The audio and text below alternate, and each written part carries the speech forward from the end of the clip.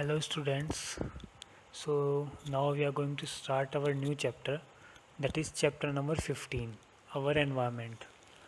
Basically अगर हम इस चैप्टर के ये जो चैप्टर का नेम है इसका मीनिंग ही समझने की कोशिश करें तो एनवायरनमेंट का मीनिंग क्या होता है। अगर मैं आपसे पूछूं कि डेली ऐसे ही जनरल बताओ एनवायरनमेंट क्या होता है, तो वीडियो को 2 मिनट के लिए मतलब 5 सेकंड के लिए पॉज करो और एक बार सोचो कि एनवायरनमेंट होता क्या है, एनवायरनमेंट का मीनिंग क्या है। ठीक है, वैसे मैं बताता हूँ एनवायरनमेंट जो भी हमारे चारों तरफ कुछ भी है, टेलीविज़न, न्यूज़पेपर या फिर पेड़ पौधे, कुछ भी, कार, बाइक, ये सब क्या है, environment. Everything around us is called environment. ठीक है, एनवायरनमेंट समझ गए। जो भी चीज़ हमारे आस पास है सब कुछ एनवायरनमेंट है, कुछ भी हो, चाहे वो पेड़ पौधे कुछ भी, हर चीज़ एनवायरनमेंट में ही आती है। इसमें फर्स्ट टॉपिक आता है हमारा ecosystem. What are its components. Ecosystem क्या होता है और इकोसिस्टम के कंपोनेंट्स क्या क्या हैं। All organism such as all organism such as plants, animals, micro organism and human being as well as the physical surroundings interact with each other and maintain a balance in nature। जो भी हमारे चारों तरफ है ना, plants हो, चाहे animals हो, माइक्रो ऑर्गेनिज्म मतलब छोटे छोटे कीड़े मकोड़े, या फिर ह्यूमन बींग, या फिर फिज़िकल चीज़ें जैसे कि पंखा, बेड, कूलर वगैरह वगैरह सब चीज़, ये सब एक एक दूसरे को बैलेंस करके रखते हैं नेचर में, है ना। तो इसी को ही हम इकोसिस्टम कहते हैं। मतलब कि एक चीज दूसरे को, अगर कोई भी चीज़ ज़्यादा हो गई, सपोज करो ह्यूमन बींग बहुत सारे हो गए और जानवर बिल्कुल भी नहीं रहे, तो ये इकोसिस्टम को डिस्टरबेंस होगा, मतलब इफ़ेक्ट पड़ेगा, फिर रह भी नहीं पाएंगे। तो ये एक दूसरे को बैलेंस करके रखते हैं सारी चीज़ें, human being, micro organism, animals, plants, सारी। ठीक है, all the interacting organism in an area together with non-living constituents of the environment form an ecosystem। और ये सारी चीज़ें आपस में इंटरेक्ट करती है ना, लिविंग नॉन लिविंग, इसी को ही, ये सारी चीज़ें मिल के ही एक इकोसिस्टम बनता है। मतलब एक बैलेंस इकोसिस्टम होता है अगर सारी चीज़ें अच्छे से चल रही हो तो। Does an ecosystem consist of biotic components comprising living organism and abiotic components comprising physical factors like temperature, rainfall, wind, soil and minerals। Biotic क्या होते हैं, जो लिविंग ऑर्गेनिज्म होते हैं। जैसे इसमें दो टाइप के कंपोनेंट्स होते हैं इकोसिस्टम के, एक होता है बायोटिक, एक होता है एबायोटिक। बायोटिक मतलब जो लिविंग थिंग्स हैं, लिविंग ऑर्गेनिज्म है, और एबायोटिक मतलब नॉन लिविंग, जैसे कि टेम्परेचर, रेनफॉल, वाइंड मतलब हवा, सॉइल मतलब मिट्टी, मिनरल्स वगैरह, ये सब एबायोटिक एग्जांपल हो गए। For example, if you visit a garden you find different plants such as grass, trees, flowers bearing plants like rose, jasmine, sunflower, and animals like frog, insects, and bird. All are living organisms, interact with each other, and their growth, reproduction, and other activities are affected by the abiotic component of ecosystem। मतलब कि suppose करो अगर तुम किसी garden में घूमने जाते हो तो वहाँ पे तुम्हें डिफरेंट डिफरेंट तरह के पेड़ पौधे मिलेंगे, फूल मिलेंगे, फ्लावर्स मिलेंगे, डिफरेंट डिफरेंट तरह के चीज़ें होती हैं वहाँ पे, लिविंग थिंग्स, और वहाँ पे नॉन लिविंग थिंग्स भी होती हैं कुछ, जैसे चेयर वगैरह सब चीज़। तो ये दोनों आपस में ऐसे इंटरेक्ट करते हैं कि एक अच्छा वेल डेवलप इकोसिस्टम हो। नेचर ने हमें खुद ही एक वेल डेवलप इकोसिस्टम दिया है, लेकिन हम इसको डिस्टर्ब कर रहे हैं, हम पेड़ पौधे ज़्यादा काट रहे हैं, तो मतलब डिस्टर्ब हो रहा है इकोसिस्टम। तो इसके बहुत सारे बैड इफ़ेक्ट हैं। तो जैसा नेचर के अकॉर्डिंग होता है ऐसे चलते रहे तो अच्छा है। ठीक है, अब इसमें एक्टिविटी 15.1 दे दी, इसको आपको पढ़ना है, ट्राई करना है, अगर होती है तो ठीक है, I will, otherwise I will solve out. Okay, we have seen in the earlier classes, ये सब इसने ये बताया कि मतलब एक वेल डेवलप इकोसिस्टम क्या होता है, एक वेल डेवलप इकोसिस्टम के कंपोनेंट्स क्या क्या होते हैं, एबायोटिक और बायोटिक में डिफरेंस क्या है, ये दोनों आपस में कैसे इंटरेक्ट करते हैं, ये सारी चीज़ें इम्पोर्टेंट हैं बहुत ज़्यादा। ठीक है, मतलब नेचर को सही तरीके से चलाने के लिए ये इंटरेक्शन होता है। Okay, we have seen in earlier classes that organisms can be grouped as producer, consumer and decomposer according to manner in which they obtain their substances from the environment. Let us recall what we learned about through the self-sustaining ecosystem created by us above, which organism can make organic compounds like sugar and starch from inorganic substances using and radiant energy of the sun in the presence of chlorophyll. अब यहाँ पे एक photosynthesis का example आ गया. All green plants and certain bacteria which can produce food by photosynthesis come under this category and are called producers. अब इसमें क्या आ गया, एक photosynthesis का example आ गया कि फोटोसिंथेसिस क्या होता है. जो हमारे पेड़ पौधे होते हैं वो सनलाइट की हेल्प से और जो फिज़िकल थिंग्स होते हैं उनकी हेल्प से प्रोडक्ट बनाते हैं. फ्रूट्स वगैरह लगते हैं ना वो सब, कि सनलाइट वाटर की हेल्प से. वाटर क्या है, एबायोटिक कंपोनेंट, और पेड़ क्या है, बायोटिक कंपोनेंट. तो दोनों मिलके बायोटिक और एबायोटिक मिलके क्या बनाते हैं, एक पेड़ हो. पेड़ पे फल जो लगते हैं वो दोनों ये एबायोटिक और बायोटिक मिलके बनाते हैं ना. तो ये सब इंट्रैक्शन बताया गया इसका एग्जांपल लेके. किसका, फोटोसिंथेसिस का एग्जांपल. फोटोसिंथेसिस तो आप बहुत टाइम से पढ़ते आ रहे हो तो आता ही होगा आपको. Organism depend on the producers either directly और इनडायरेक्टली फॉर देयर सस्टेंसेंस. इसमें बोला है कि जो ऑर्गेनिज्म है, ऑर्गेनिज्म डिपेंड होते हैं प्रोड्यूसर पे. या तो डायरेक्टली डिपेंड होंगे या फिर इनडायरेक्टली डिपेंड होंगे, लेकिन डिपेंड होते हैं. these organisms which consume the food produced either directly from the producer और indirectly. यही चीज़ें बताया गया है कि मतलब जो एबायोटिक है वो बायोटिक पे भी डिपेंड होगा, बायोटिक है वो एबायोटिक पे भी डिपेंड होगा. ये डिपेंडेंसी होती है वेल डेवलप इकोसिस्टम को चलाने के लिए. अब आता है food chain and webs. Food chain क्या होती है और वेब्स क्या होती है, ठीक है. अब ये एक फूड चेन दी हुई है नेचर की, कि जैसे पेड़ पौधों को कौन खाता है, हिरन. हिरन को कौन खाता है, डियर को टाइगर, ठीक है. अब ऐसे ही दूसरा है घास, एक और एग्जांपल है. घास को कौन, ये एग्जांपल नहीं है, ये एक फूड चेन है, ठीक है. ये घास है, घास को ये खाते हैं टिड्डे वगैरह जो होते हैं ना. तो इनको फिर मेंढक खाता है, मेंढक को फिर सांप खाता है, सांप को ईगल खाती है, चील.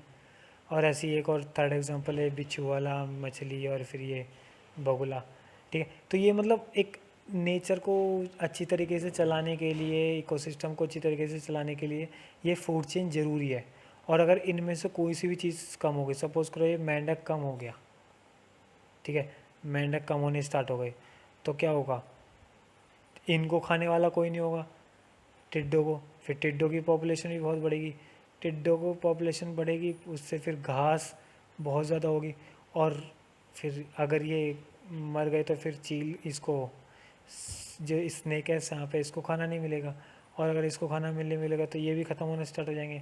अगर ये ख़त्म हो गए तो फिर ईगल को खाना नहीं मिलेगा, और फिर ईगल भी ख़त्म हो जाएगी. तो आप देख रहे हो एक चीज़ के ख़त्म होने से, खाली मेढक के ख़त्म होने से, फ्रॉग के ख़त्म होने से कितनी सारी चीज़ों पे इम्पैक्ट पड़ रहा है.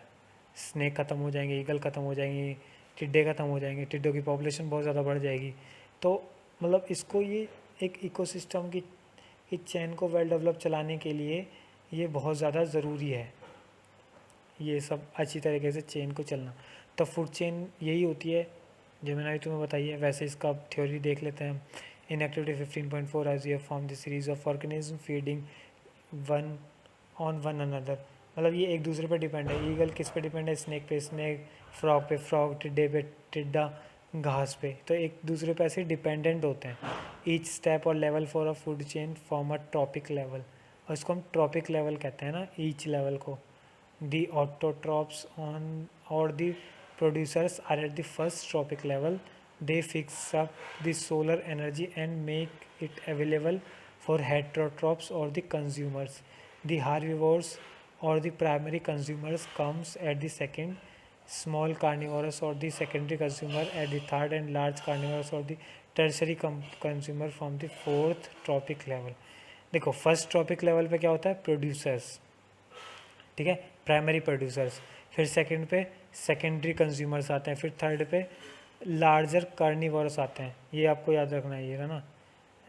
पहले प्राइमरी कंज्यूमर्स, ठीक है, उसके बाद ये सेकंड पे स्मॉल कार्निवोरस, फिर थर्ड पे larger carnivorous, and then fourth पे आता है tertiary consumers.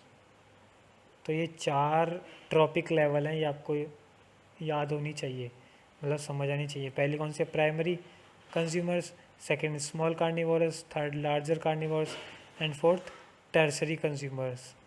We know that the food we eat act as a fuel to provide us energy to do work.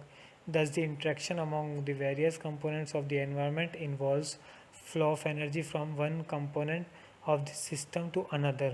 As we have studied the इसमें मतलब यही बताया कि एक चीज़ दूसरी पर डिपेंडेंट है, जो मैंने आपको यहाँ पे बताया था।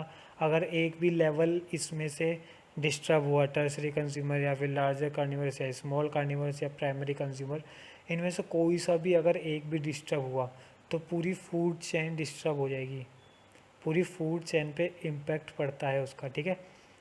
और इसमें ये दिया हुआ, देखो ये प्रोड्यूसर, पहले प्रोड्यूसर, फिर प्राइमरी कंज्यूमर, फिर सेकेंडरी कंज्यूमर, और फिर ये टर्शरी कंज्यूमर, ये इसमें गिवन है। The green plants in a terrestrial ecosystem capture about 1% of the energy of sunlight that falls on their leaves and convert into their food. अब जो green plants होते हैं ना, वो ज़्यादा से ज़्यादा एनर्जी कहाँ से लेते हैं? सनलाइट से। तो सनलाइट उनकी लीव्स पर आती है, जिसको वो फूड देखो वो होती है सनलाइट एनर्जी, सन एनर्जी है ना, मतलब हीट एनर्जी कह सकते हैं, फिर लाइट एनर्जी होती है वो, उसको वो कन्वर्ट किस में करते हैं? फूड एनर्जी में। जो लीव्स पे आती है ना, उसको फिर वो फूड एनर्जी में कन्वर्ट कर देते हैं। When green plants are eaten by primary consumer, a great deal of energy is lost as heat to the environment. Some amount goes into the digestion in doing work. और ये सब to growth and reproduction, and every 10% of food eaten is turned into the on body and made available for the next level of consumers. अब इसमें क्या है कि जो जैसे ग्रीन प्लांट्स खाते हैं प्राइमरी कंज्यूमर, तो उसमें कुछ हिस्सा, मतलब उसका कुछ परसेंटेज तो एनर्जी में चला जाता है उनको, कुछ परसेंटेज उसका अपने ऊपर बॉडी में लग जाता है, वो बड़े होने के लिए, जैसे छोटे होते हैं तो बड़े होने के लिए, कुछ परसेंट उनका रिप्रोडक्शन में चला जाता है, कुछ परसेंट उनका खुद के लिए एनर्जी सेव करने में चला जाता है, जिससे कि जो दूसरे सेकेंडरी कंज्यूमर हैं उनको तब वो खाएं तो उनके अंदर भी एनर्जी आ जाए, समझ रहे हो। वो एनर्जी स्टोर कर लेते हैं, जिससे कि जो सेकेंडरी कंज्यूमर जब उनको खाएंगे तो उनके अंदर भी एनर्जी आ जाएगी, वो वाली जो उन्होंने अप्रॉक्स 10% सेव की है, 10% energy. Therefore 10% can be taken on the average value of the amount of the organic matter that will help each step to reach the next level of the consumer. और जैसे जैसे ऐसे ही secondary consumer भी ऐसे ही करते हैं, 10% वो अपनी एनर्जी को सेव करते हैं, जो किसके यहाँ काम आते हैं? टर्सरी कंज्यूमर के। तो वो टर्सरी कंज्यूमर ले लेते हैं फिर, ये वाले टर्सरी कंज्यूमर। तो ऐसे ही हर लेवल पे 10% एनर्जी को वो सेव करते हैं, जिससे कि आने वाले उससे ऊपर वाले लेवल को वो 10% एनर्जी मिल पाए, ठीक है, समझ गए ना। 10% एनर्जी वो डिवाइड, मतलब शेयर होती रहती है।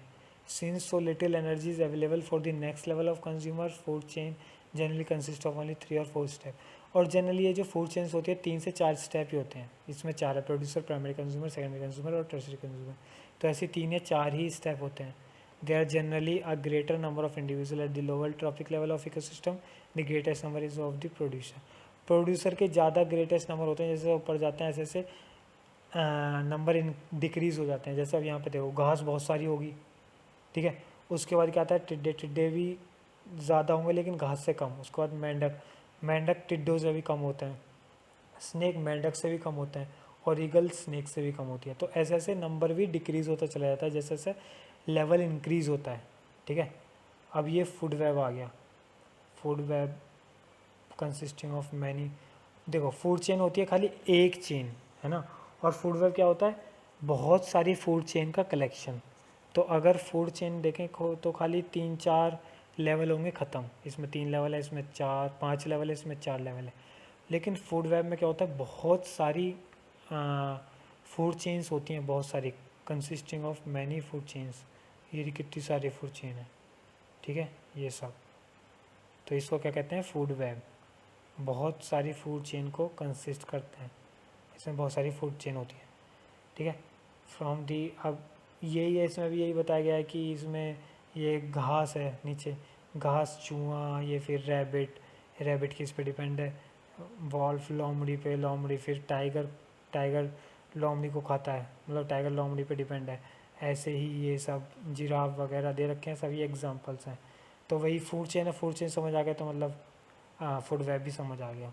फूड वेब कुछ नहीं है, बस consisting of many food chains. अब ये दे रखा है हमें, हाँ यहाँ पे ये कुछ लेवल्स दे रखे हैं, जैसे सनलाइट प्रोड्यूसर, क्या किस प्रोड्यूसर्स जो होते हैं, जो पेड़ पौधे होते हैं, उनको किसकी ज़रूरत होती है, सनलाइट। और जो उसके बाद जो प्रोड्यूसर होते हैं घास वगैरह, उसको कोई गाय वगैरह खाती हैं या भैंस वगैरह खाती है, हार्बीवोरस कहते हैं उनको, हार्बीवोरस जो मतलब घास वगैरह खाते हो, वेजिटेरियन हो। और उसके बाद आता है कार्निवोरस, जो मतलब जैसे अब ये सपोज करो यहाँ पे डियर ने घास को खाया, पहले प्रोड्यूसर जो है घास, सनलाइट की वजह से घास हुई, फिर जो घास यहाँ पे हो गई, सपोज करो यहाँ पे घास हो गई अगर, अब इसको कौन खाएगा, हार्बीवोरस, मतलब कोई डियर खाएगा, डियर या फिर घास, गाय या फिर बैल, कुछ भी भैंस वगैरह खाएंगी।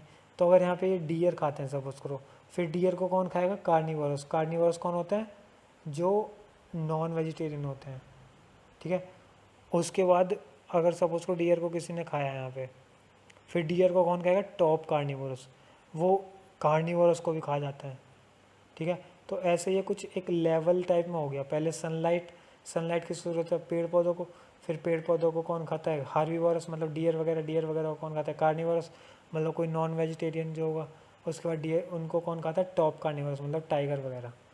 टॉप लेवल पे हमेशा देखो यहाँ पे टाइगर ही आता है, इधर टाइगर या फिर लॉयन, ठीक है। ऐसे ही यहाँ पे भी टॉप पे टाइगर ही रहा, ठीक है। तो ये आपको ये कुछ food chain, food web, food chain क्या है, एक सिंपल फूड चेन है, फूड वेब क्या है, collection of many food chains. Food web क्या है, collection of many food chains, ठीक है। तो ये आपको याद रखना है। ये कुछ इसके क्वेश्चंस हैं, ये एक एक्टिविटी करके देखना, इजी होगी, घर पे कर पाओगे आप। उसके बाद आपका ये नया टॉपिक कल स्टार्ट होगा, how do our activities effect the environment, ठीक है। ये आपका नया टॉपिक कल स्टार्ट होगा कि हमारी कुछ जो एक्टिविटीज़ हैं वो एनवायरनमेंट को कैसे इफ़ेक्ट करती हैं, ये हम पढ़ेंगे कल अपने न्यू सेशन में, जब न्यू सेशन आएगा इसका, ठीक है। ओके।